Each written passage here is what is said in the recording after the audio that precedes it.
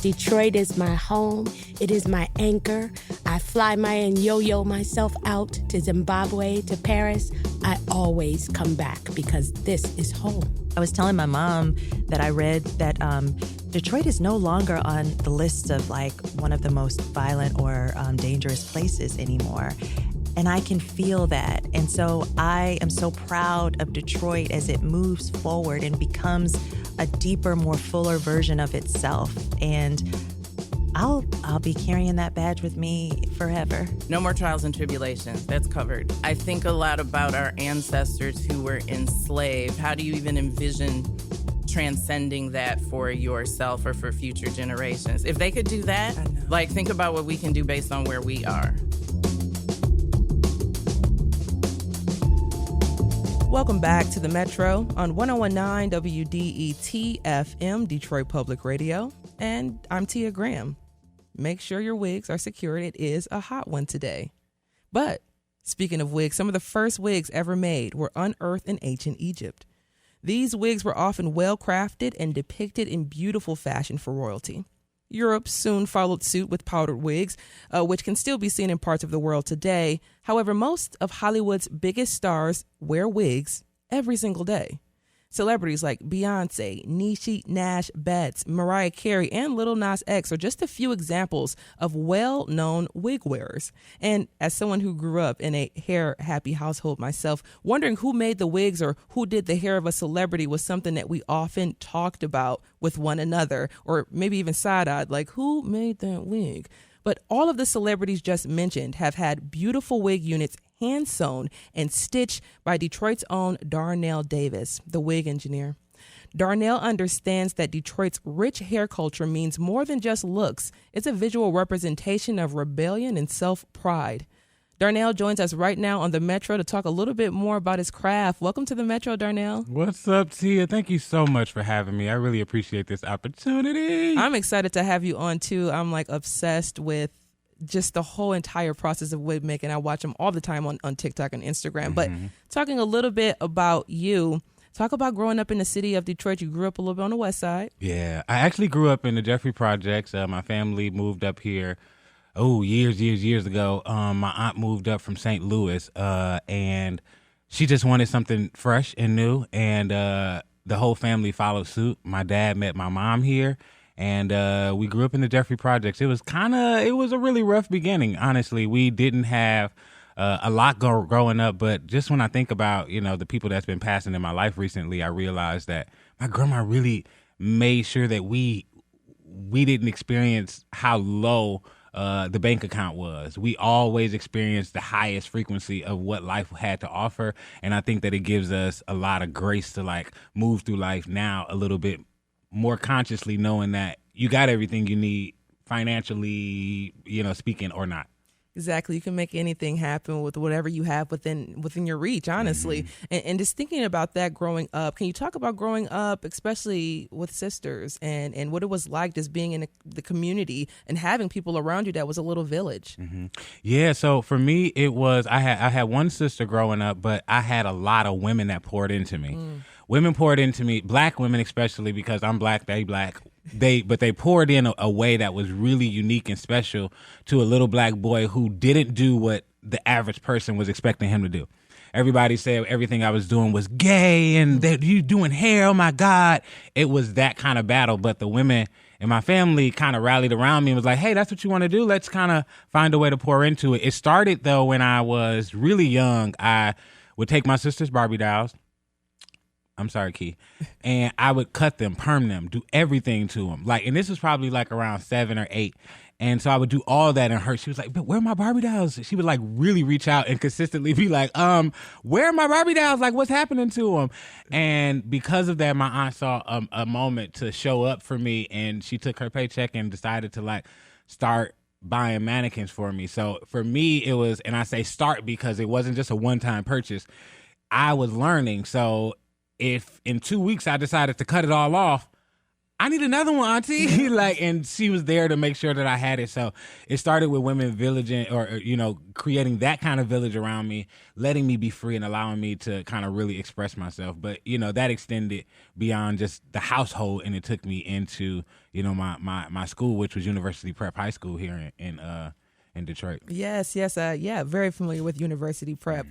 Went to Henry Ford Academy myself. Hey, so yeah. We was across the street. We was neighbors at one point. So definitely understand. Shout out to University Prep. But just staying here for a moment and talking about having sisters. One of the things for myself as well, growing up, it was never weird to see men doing hair. My uncle worked in a hair salon for 20 years. So watching him have clients come and get their hair done, no matter what, the color, the cut, no matter what it was something that we were used to watching and growing up. But we also have to remember, though, there's a difference between that man who owns his sexuality and owns his life versus a little kid that's coming up in that life, right? I didn't have that confidence to really show up the way I needed to and be bold and say, okay, I don't care what y'all say, this is what I'm going to do.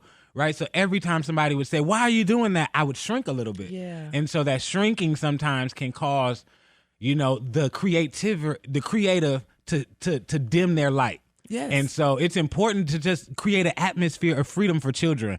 Whenever they express something, it's important to really listen to them, hear them out, and to create a safe space for them to continue to express that, because I did it for a long time. And when you hear my story, you realize how I kept dimming my light because of those early moments of, this isn't right, or maybe I shouldn't do this, or they're not happy with it, putting you down. Absolutely. Yeah, and that was like you literally finished the question. You finished it for me, because that was going to be my question. How did you cope with that? Yeah.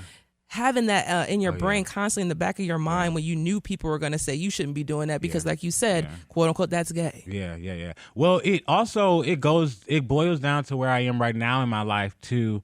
I realize that what I do is so unique. What I do is so niche that I have a saying, and it seems I got to find a better way of saying it, or I just need to just say it. But the less I know about you, the more I know about me.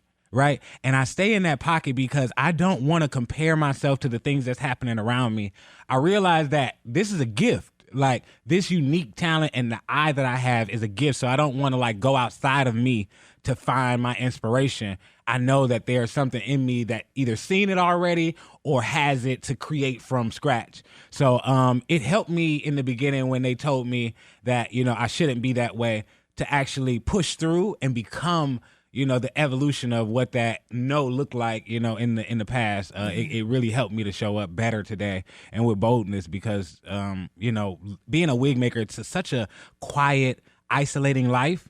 Right. But you have to be confident because y'all think my life is fun. But girl, I know how many hours I spend making these wigs. Right. And so you have to still have the passion and the love for it, even though, it might be chaotic and there might be people telling you no along the way. I mean, the entire way. We're going to stick here with your youth a little bit and talking about growing up. Now, when you were growing up and you had your aunts helping you with, getting you some new mannequins and you were practicing, what were some of the first styles you were practicing? What were some of the first things that you knew that you could do that was your go-to? Well, that's a good question. So I really wanted to, I think at that time I wanted to master the mold. A mannequin was not the good thing for that because the hair would always stick up. But if you can get a mold to lay flat on a mannequin, you were an expert at how to lay a mold down. So that was one of the things. It was braiding. I wanted to be able to learn how. I remember my granny teaching me on this look. You know how the old people have that little glass table in their living room? That old nostalgic glass table with the little stains on. So she had the stained glass table, and I remember screwing my mannequin on it. And Granny was the first person to teach me how to braid. And so I remember that day like it was nobody's business. And I say this a lot about my granny only because she's 92 and she has dementia. And so having her still in my life is I remember a few years ago, she said, I just want to be alive to see your name in lights. Girl, I'm working to get my name in lights, Yes. And so I just mentioned her because she really poured into me. But it was the braiding, the how to lay a mold. I think the mannequin, I needed to feel what hair was outside of my sister and my mom. Mm-hmm. Mama had a struggle her whole life. Sorry, Mom. But my sister had a head full of hair. And so I got to practice and do some of my craziest things on her. She had red hair at 6, y'all. yeah, back in the day, like she had a red rinse and her hair was like that sandy brown, so it just went red right away. And she was in the little pictures with her twist and barrettes with red hair. It was eating. Come on, sis, you can't tell me it wasn't. But I've always like kind of explored different things. It was never one thing. Yeah. Even when you look at my work now, it's not in a box. If you put it in a box of anything, it's a box of clean, classic, and just polished work. And we are going to get down to your work, honestly, because I have so many questions about it. But I want to get back to confidence because I was talking about, and you were talking about that. When did you start to see your confidence really start to unfold? When did you finally say, I do not care what you're saying? Ooh, child. Well, we're going to get real deep because the deeper we get, the more you get to know who I am. Yeah. I'll be quite frank and honest with you. I've had a lot of like successes in my life. So I went to New York when I was 19 years old. I became a beauty school teacher at the age of 22. I moved to LA when I was 25, 26. Became a wig maker for some of the biggest stars in 2015, and like life has been going on from there. But like I had zero or a little bit of confidence in what it is that I wanted. I moved to New York because you can't tell me that I wasn't doing Tyra Banks' hair. Tyra was on TV back in the early 2000s. I don't remember what year. Tyra was on TV and that wig was wigging. Now this day, I know that it was Oscar James behind it doing all of the styling, and I don't know who the actual wig maker was. Probably was Victoria Wood or one of the greatest, I don't know, Irwin or somebody great was making him. But the style is really what kind of finishes the look, because you can make a good wig, but if it's not cut, styled, and installed right, it can look bad. I seen that and I was like, I got to get out of here. This is not the space that I can grow. I have to do something bigger. So going to, New York, there was a lot of people that was like, why are you doing that? You're never going to do Tyra. You're never going to do Tyra. You're never. And that never, it didn't settle at first, but after a while it was like, okay, whatever. Whatever. I guess I won't, but I'll just figure this out, along the way. And I didn't have a lot of confidence. I knew I had a gift, but confidence was not my soaring thing. Yeah. It was the moment that, and this is where it gets deep, y'all. Get ready, bucket your seatbelt. I moved to LA. I was feeling really sick. It was 2014, November. I got a call and found out that I had HIV. Now, that is heavy because I'm the person, and if you know me in the community, I'm lifting everybody up. I'm protecting myself. I'm making sure that I'm good. And this happens to me. And I'm like I'm in a space where I'm just like, I thought that life was going up. There's like a mountain in front of me like that I know I'm going to the top of. But like I was continuously being pushed down to this valley. And I say that my confidence came from there because I was, okay, so if you really want to get into the specs of HIV, if you get HIV and your viral load is below a certain level, you are prone to getting sickness and the HIV becoming AIDS, and you can die. I was so sick that I was like, maybe 2-3 weeks if I didn't go get tested or get my medicine, that I would have been out of here. Oh my gosh. And so at that point, I had sent out a mass text message. At this point, no, actually it wasn't a mass text message. I was going through it. I was struggling. I was trying to keep it to myself, but I had to send a message to my family and tell them, hey, this is what's happening. I need y'all. The first thing I said was like, I need y'all, and everybody texts back, oh my God, we first of all, rewind. My silly butt, nice edit. sent the message to not just my family, but a group of my clients as well. Oh. So now I'm in a space of getting overwhelming support. Oh my gosh. But it was everybody coddling me. And if you know me, I don't need coddling at all. Push me, challenge me, tell me I can. Don't coddle me. So everybody just coddled me. Come back home, come back home, come back home. I came back to Michigan and I was in LA.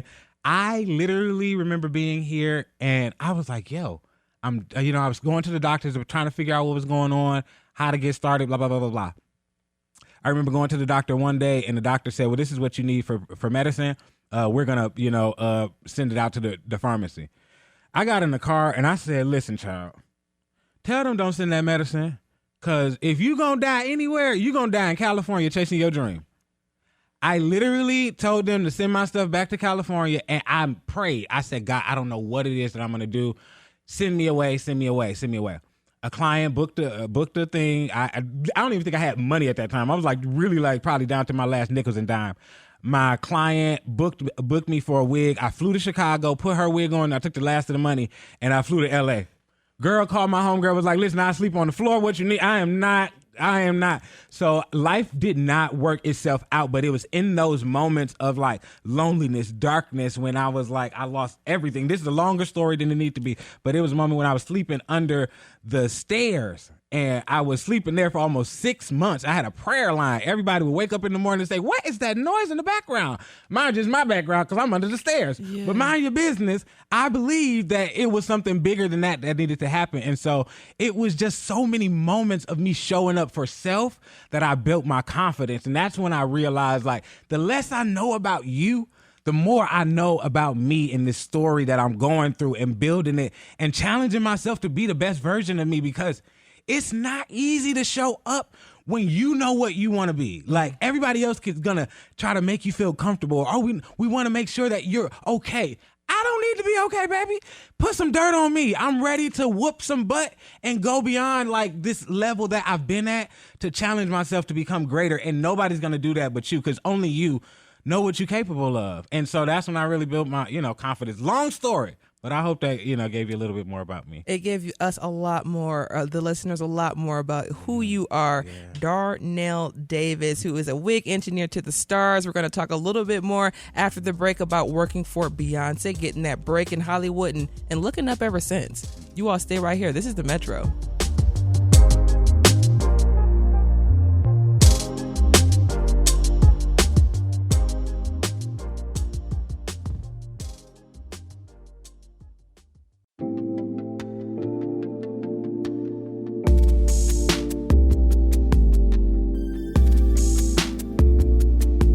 Welcome back to the Metro on 101.9 WDET FM. I'm Tia Graham, and we're speaking with Darnell Davis, wig engineer to the stars. And before we do get back into it and really talking about Beyonce, I do want to talk about just what it means, especially when we talk about hair in Detroit and Black culture here. The DIA had an exhibit recently at the 7 Mile in Livernois by Detroit artist Tiff Massey. And she talked about the importance of highlighting Black hair and what it means, especially as we're growing up as Black people, young Black girls and boys with, different styles and the evolution of hair as we grow. But here's a clip of her talking about Detroiters and the impact of hair.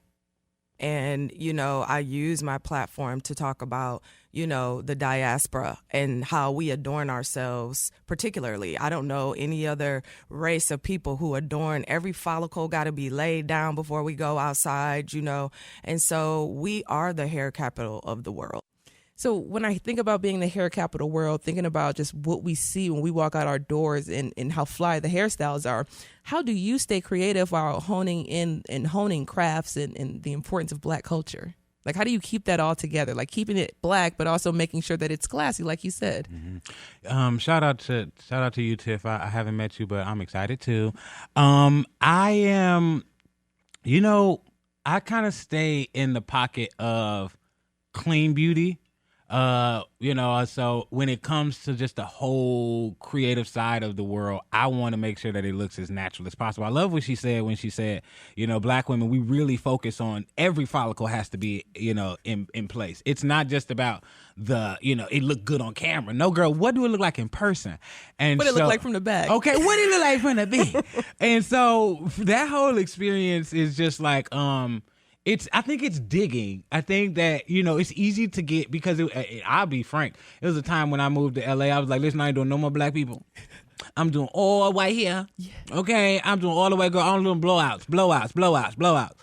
And then you start realizing like how much they don't even work you as hard. Black people, we have to work 10 times harder for Black women's hair because of the texture.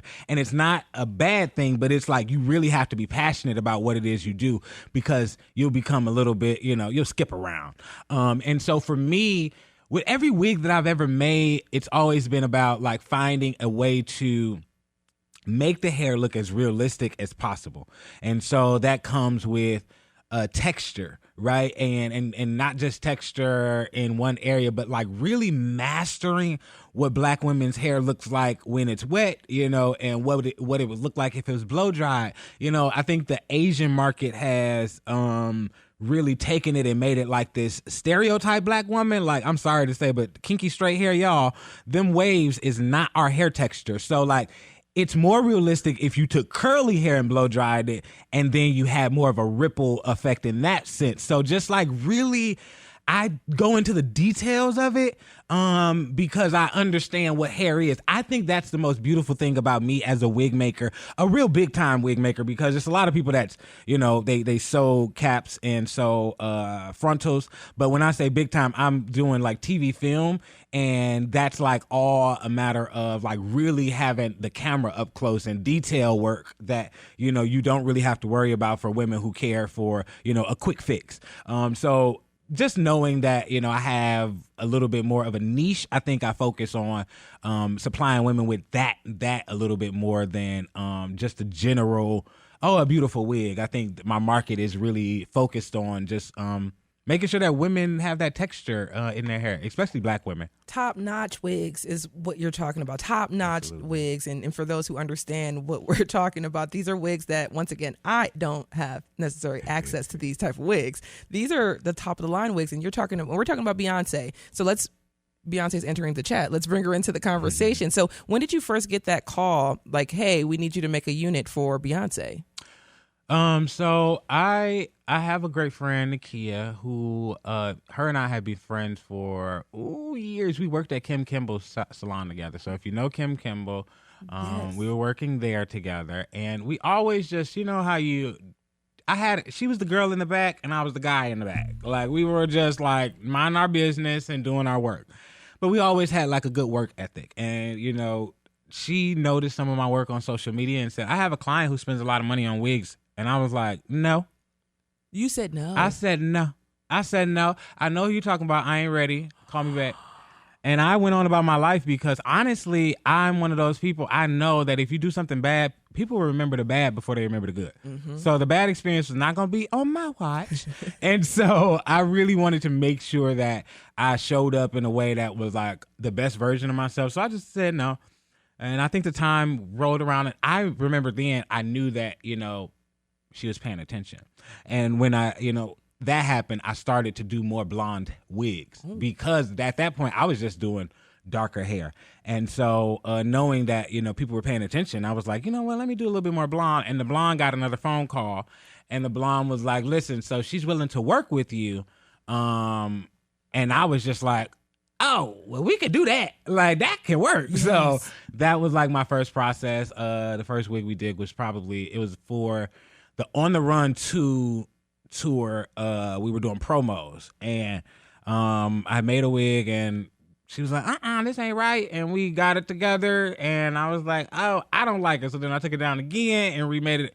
And by the third time, it was in the movie, and she was like laying up in the bed with Jay-Z with my hair on. I was like, oh my God. Oh like, my gosh. That moment, like, that's crazy. That was cool. But then we fast forward, and I'm doing the tour, and I'm a little overwhelmed. Yeah. Because I was doing it all myself. Mm-hmm. I taught myself everything. So I didn't have a team at that point. I didn't know how people did it. I just, was doing it because I was not only a control freak, but I needed people. If you're going to work for me, you have to have my level of work ethic.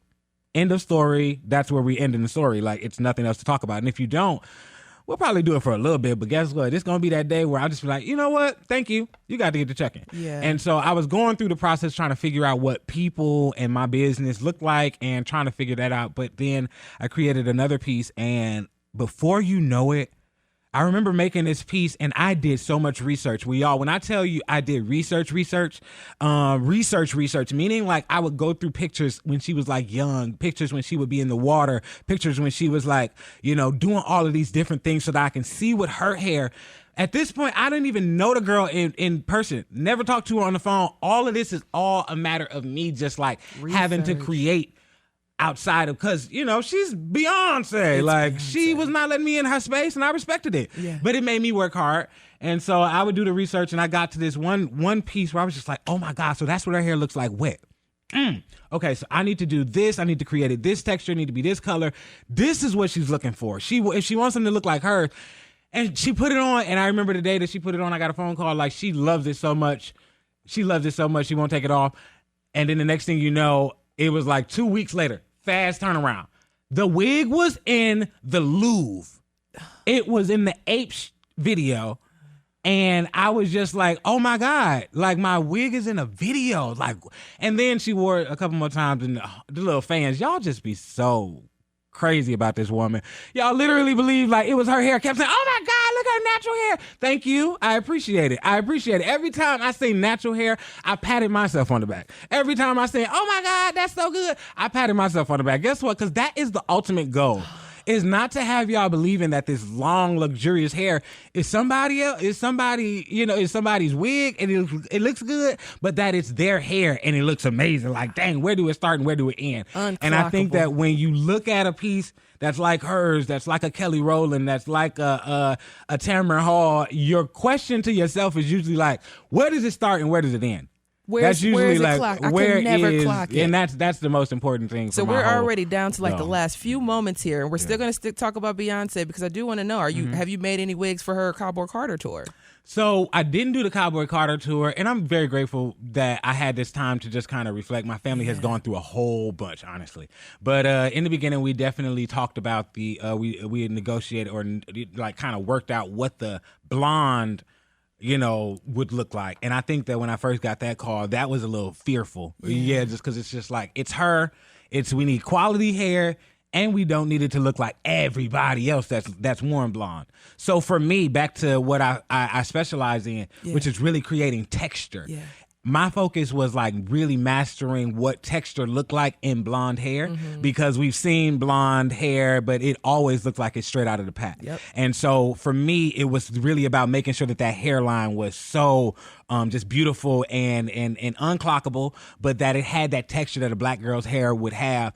And blonde hair is kind of difficult because it's really important about, finding the right integrity of hair to go blonde, because if you go blonde and you try to do anything else, that hair is shedding, breaking, tangling, so many other things. So it was really about mastering what blonde hair looked like, and then also on a black woman, that color ratio was so critical. And I was so grateful that she trusted me with that whole process. That was like a little scary because it was the length, it was the whole. It's going to be her. Everybody going to see it, and is it going to be right? But I knew when she wanted it, it was like at the wrap of the Renaissance concert that she wanted to start going platinum. And it was just like, okay, it was a challenge. Super Bowl wig was the wig that literally made me sit up straight and That go, wasn't my work. I ain't going to take credit for that. No. That wasn't my work. That was incredible work. That was eat down work, okay? That was eat down. Now, I'll tell you one thing. The color work was the best. Okay, my last 30 seconds. What tips and advice do you have for the next great wig engineer out there who's listening or could listen in the future and say, this is what I want to do? Yeah, I think do your research.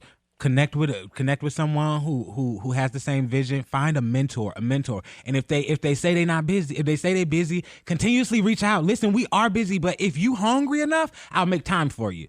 That's the thing about this industry. You got to be hungry and you have to want it. So just keep reaching out, keep calling them, keep saying, hey, I love your work. Hey, can I assist you? Whatever it is, just know that they got your back. Darnell Davis is a wig engineer for Hollywood's top stars. He's a Detroit native. And I want to say thank you so much, Darnell, for joining us on the Metro. Please let us know what new is happening in your life when it's happening. The joy of wig making. Follow me. Have a great rest of your day. This is WDET-FM, Detroit Public Radio, your connection to news, music, and conversation. Stay cool out there.